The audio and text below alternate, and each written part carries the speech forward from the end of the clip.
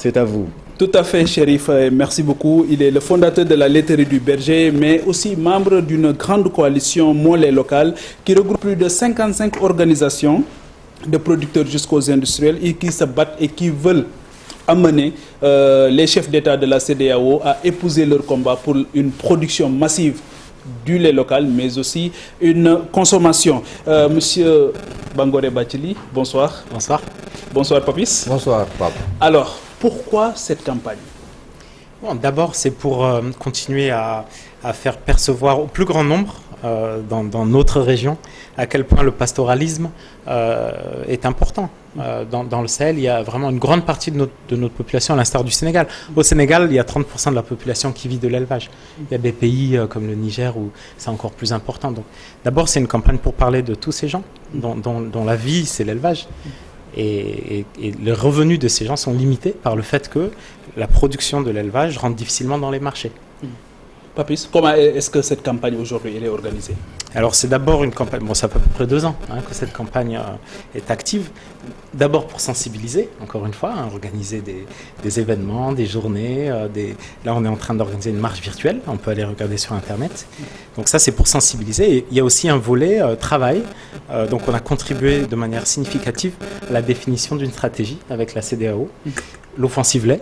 Donc une stratégie qui vise à identifier donc des mesures, tout un tas de plans d'action qui permettraient une meilleure valorisation du lait local. Alors, vous faites appel à l'aide, entre guillemets, des chefs d'État, des décideurs. C'est à la suite certainement d'un constat, d'une léthargie, des contingences qui vous freinent un peu par rapport à la consommation ou à l'écoulement du produit. Quels sont les vrais obstacles aujourd'hui qui se dressent à vous qui vaille que vous ayez sollicité justement l'aide des chefs d'État?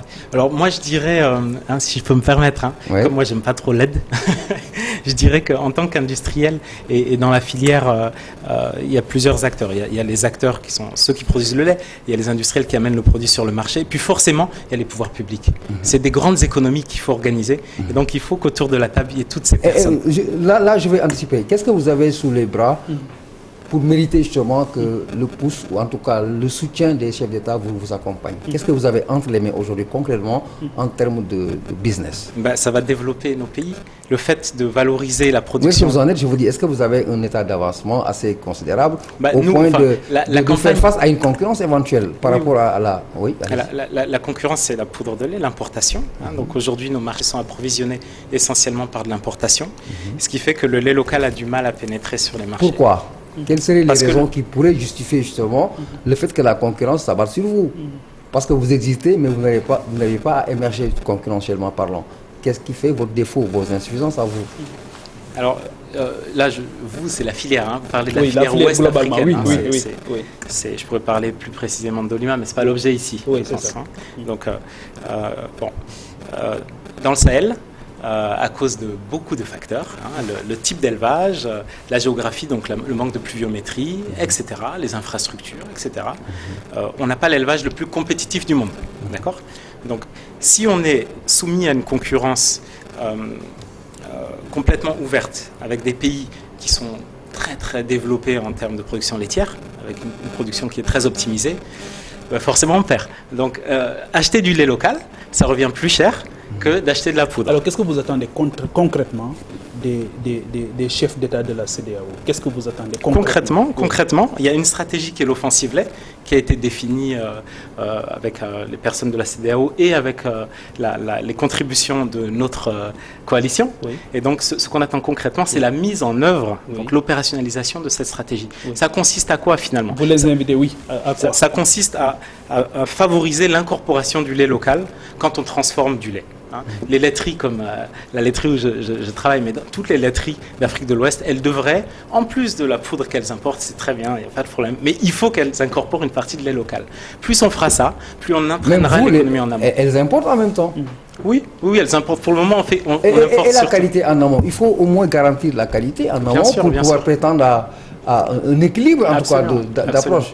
Est-ce que c'est le cas, sincèrement, dans la sous-région? Est-ce que c'est vraiment le cas? Je parle au nom, encore une fois, des industriels de la filière. Moi, je pense que je ne vais pas citer mon produit, qui est le meilleur produit du monde. Mais moi, je dirais que les industriels, quand même, on peut leur faire confiance, les industriels locaux, on peut leur faire confiance sur le fait qu'ils vont produire les meilleurs produits pour nos consommateurs. Si vous voulez consommer un bon lard, je crois, vous serez bien content d'avoir... Vous existez depuis 2 ans. Non, la campagne existe depuis 2 ans. Quels sont les résultats qui ont été engrangés jusque-là? Je vous dis, déjà, on a réussi à formaliser une stratégie. Grâce à la contribution de ces acteurs qui sont coalisés. Ça, c'est pas mal. Des acteurs qui viennent d'horizons différents, des éleveurs, des industriels, des scientifiques, des ONG, ils sont coalisés.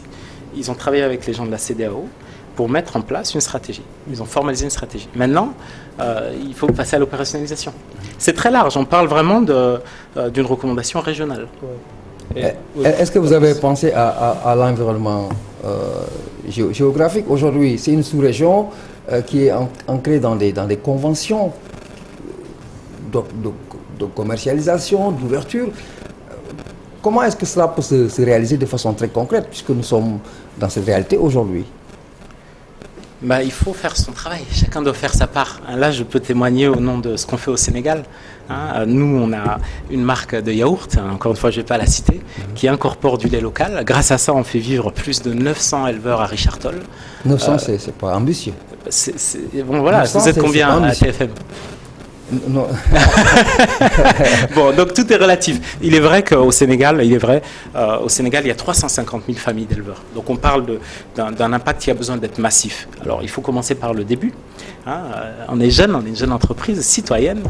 C'est déjà pas mal. Aujourd'hui, on a nos 900 éleveurs. On veut passer à 2000 à horizon de 2 ans, donc je vous rejoins. Ouais, on vous encourage. Merci beaucoup.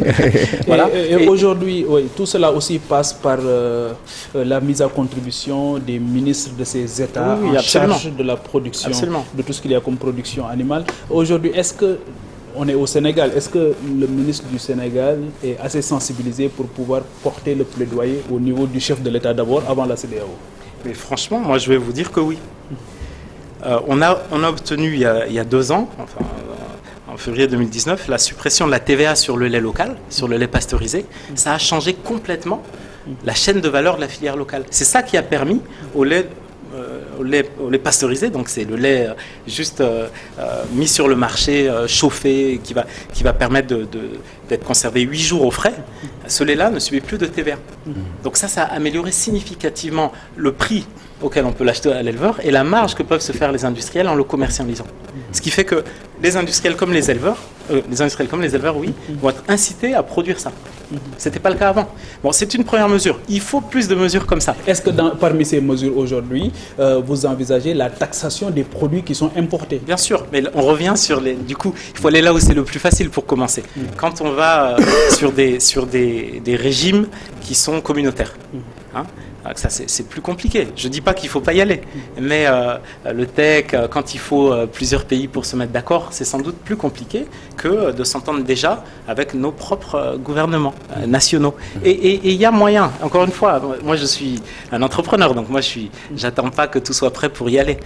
Mais il faut commencer par... Et par rapport à ce que Papis disait aussi, le défi du conditionnement et de l'étiquetage, où est-ce que vous en êtes? Alors ça, c'est un défi, la transparence, le respect du consommateur. Et là aussi, il y a beaucoup de progrès. Mais là aussi, on peut commencer par le commencement. Ouais. Et déjà, respecter les normes. Il y a des normes au Sénégal. Respecter les normes, faire les bons niveaux de contrôle pour que les normes soient respectées. Est-ce que vous n'avez pas brûlé des étapes? Le fait d'aller directement solliciter l'intervention des chefs d'État, alors qu'en amont, il y a un travail énorme à faire encore. Oui. Et si je peux convoquer justement l'obligation de modernisation, on parle d'artisanat, ce n'est plus de l'informel, on va vers le formel. Et dans votre secteur, Dieu sait qu'il y en a de l'informel. Où est-ce que vous en êtes aujourd'hui pour aller à un palier supérieur? Donc, comme vous dites, il y a beaucoup d'informel. L'élevage, c'est même de l'informel. Voilà, c'est que l'informel. Tous les éleveurs ne sont pas formalisés. Les agriculteurs, c'est la même chose. Une grosse partie du commerce, comme vous le savez. Bon, ça n'empêche pas de commencer. Je vais vous donner un exemple. Nous, on existe depuis 13 ans environ. Comme je disais, on a 900 éleveurs. Aujourd'hui, on a un programme qui s'appelle les mini-fermes. C'est un programme dans lequel les éleveurs investissent environ 4 millions pour moderniser leur élevage. Et ils le font sur de la dette. D'accord ? Ils vont à la banque et on leur prête 4 millions. Ça, c'est nouveau. Et on le fait parce qu'ils sont formalisés. Donc, les choses viennent progressivement. Il faut aussi qu'on se dise, je pense, pour le développement, que c'est un long chemin. Il faut pas, on parle d'autosuffisance, bien sûr, il faut aller vers l'autosuffisance. Mais ce n'est pas une raison pour ne rien faire dès demain. On ne sera pas autosuffisant en 2-3 ans. Il faut commencer. Alors, je vais revenir sur la qualité du produit, la qualité elle-même. Est-ce que vous tenez en compte toutes les obligations requises pour justement ventiler ou alors, communiquer avec la coalition, parce que d'abord la coalition nationale. Je vais aller plus loin puisque les produits étrangers, par exemple, il y a au moins un temps soit peu, qu'elle soit fausse ou pas, il y a une information que c'est du lait. Il y a la transparence. Il y a la transparence. Oui. Pour les productions locales, est-ce que le consommateur sénégalais ou sous-régional est en phase avec ses obligations? Vous savez, je pense que en ce qui concerne le lait, le problème c'est que si vous sortez tout de suite pour aller acheter du lait local, vous risquez de ne pas en trouver. C'est ça le problème. Pourquoi? Parce que le lait, il faut aller à Richard Toll ou... Il y a la sous-production alors. Ouais. Non, c'est pas ça. Il n'est pas connecté au marché. Enfin, il y en a un, il y a une marque et je la connais très bien celle-là. Allez-y, on veut savoir. Hein. C'est Dolima. Si vous allez... Ça, c'est sa production. Ouais, c'est sa production. Okay. C'est pour ça. Vous passez après au service commercial. Oui, bien sûr. Oui. Mais je veux dire, donc on a d'abord un problème d'accès au marché. Mais ça, c'est classique. Souvenez-vous, il y a quelques années, c'était le cas du riz.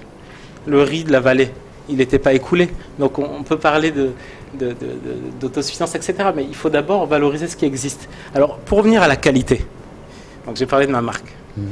Ça, je crois qu'on s'accorde pour dire que c'est un très bon produit. Donc, on fait vraiment tous les efforts pour bien comprendre ce qu'attendent les Sénégalais et on met en place une usine qui permet de répondre à ces attentes-là. Mais maintenant, l'autre question, c'est par rapport... On ne réussit pas sans ça. L'agroalimentaire, c'est d'abord de la qualité. Personne ne peut faire une entreprise agroalimentaire qui dure vraiment sans avoir de la qualité. Mais le défi de la production, c'est une chose. L'autre défi, c'est le défi de l'industrialisation, la transformation. Quel est aujourd'hui, où est-ce que vous vous situez aujourd'hui dans la grande politique, la stratégie d'industrialisation du Sénégal? Où est-ce que vous vous situez carrément? Quelle est la part qui vous est affectée? Je vous remercie pour cette question. Vraiment, là, c'est de ça dont il s'agit.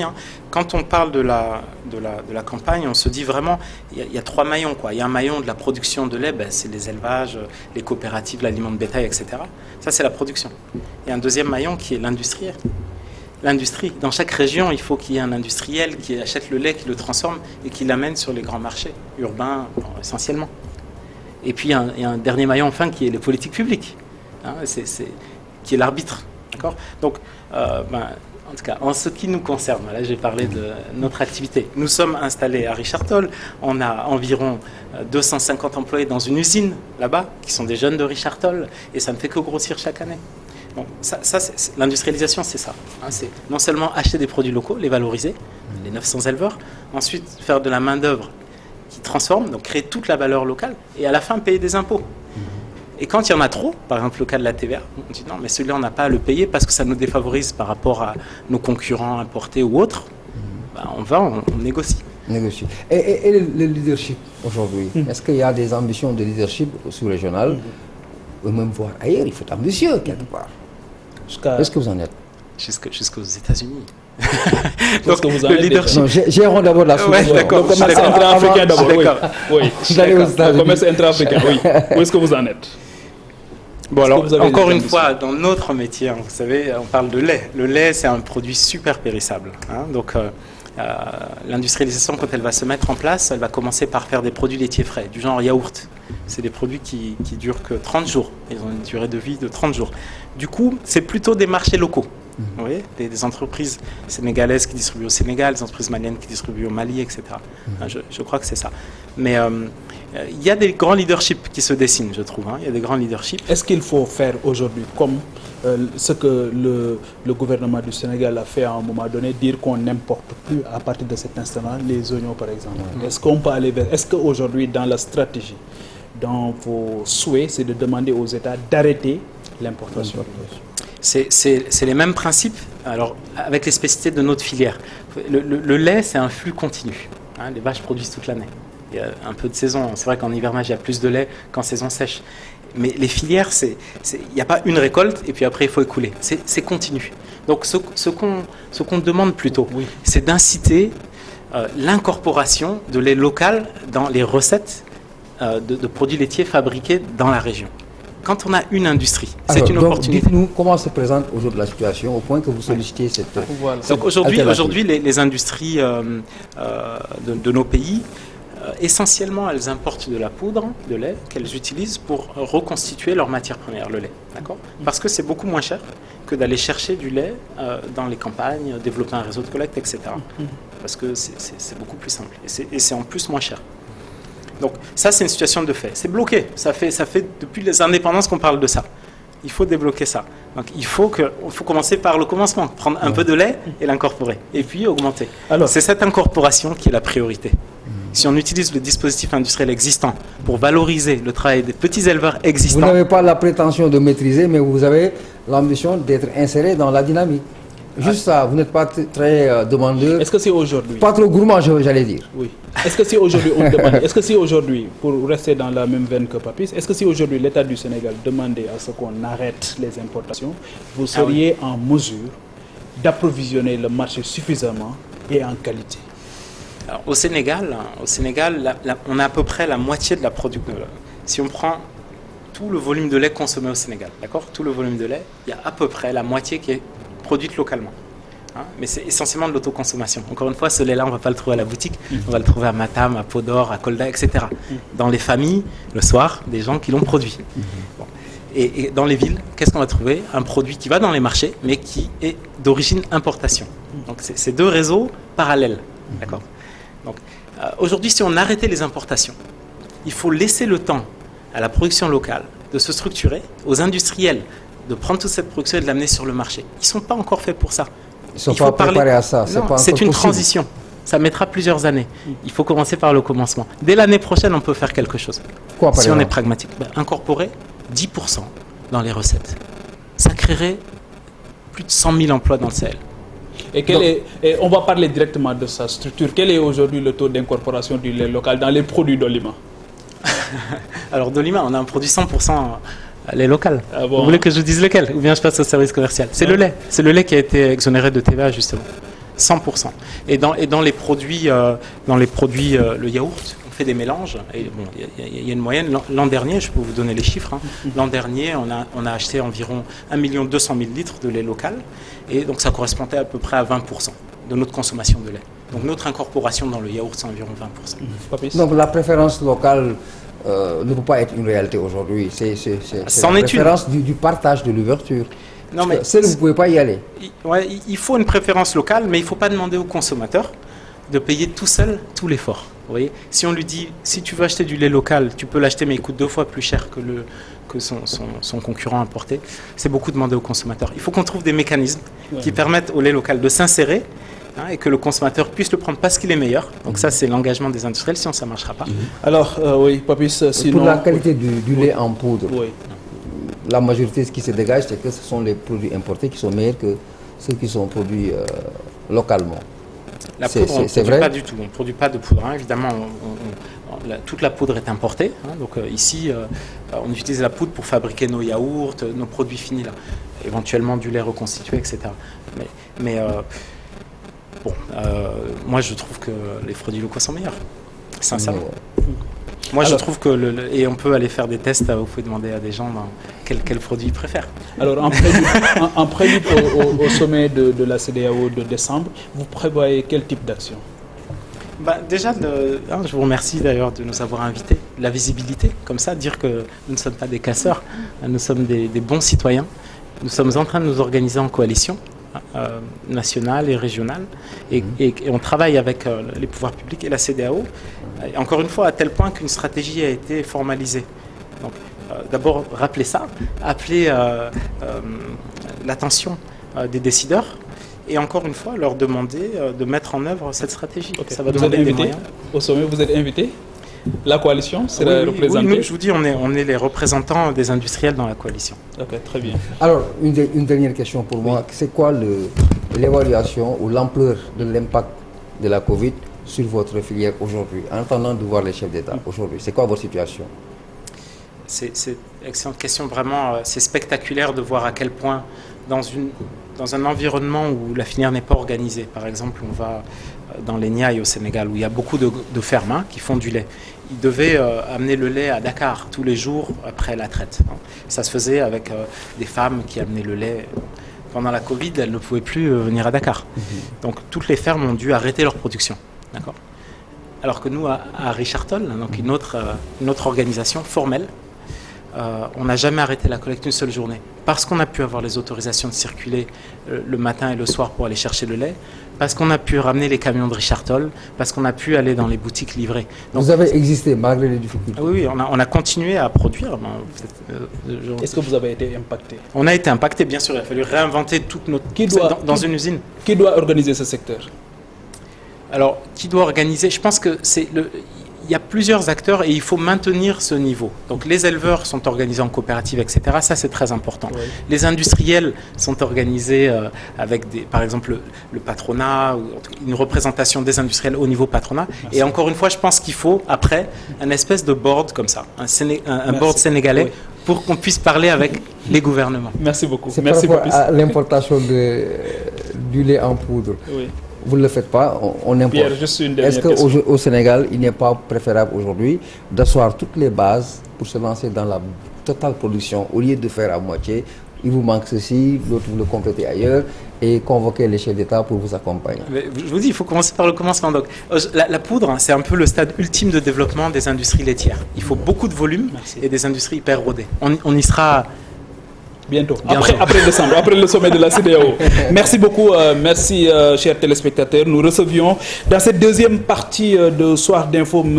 Bangoré Bathily. Il est le fondateur de la Laiterie du Berger, mais aussi membre de la grande coalition Mon lait local qui regroupe plus de 55 organisations, mais aussi 6 pays africains. Et en prélude au sommet de la CEDEAO de décembre prochain, ils envisagent de porter la voix pour que les chefs d'État puissent rallier à leur combat. Et avant de finir, lire ce